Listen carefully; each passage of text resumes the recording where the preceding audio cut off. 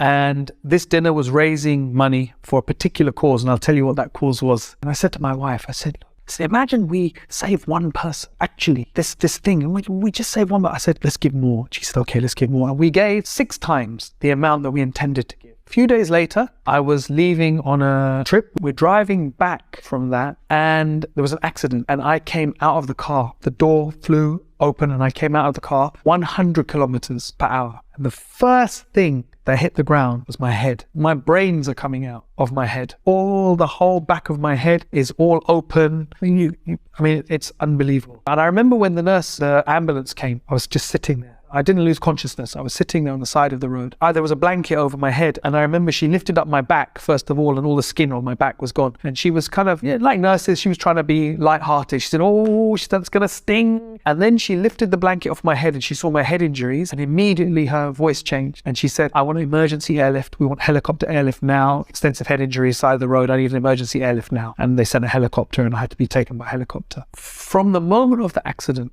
my heart was fine. Every doctor I met said the same thing to me. They said, you had a miraculous escape. When I was in the hospital, they were searching me for brain damage. They said, no sign of any brain damage at all. And in my heart, I knew 100% what that miracle was. Because that fundraising dinner, which was just a few days before I left for New Zealand and Australia, was for the people of Gaza. It was 2014. And you remember the attacks on Gaza in 2014? And this was for a brain pressure sensor to protect the people of Gaza from having brain damage when they had brain injuries. That's what that donation was for.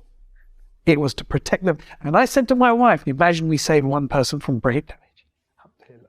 I knew 100% that my donation had saved me. Alhamdulillah.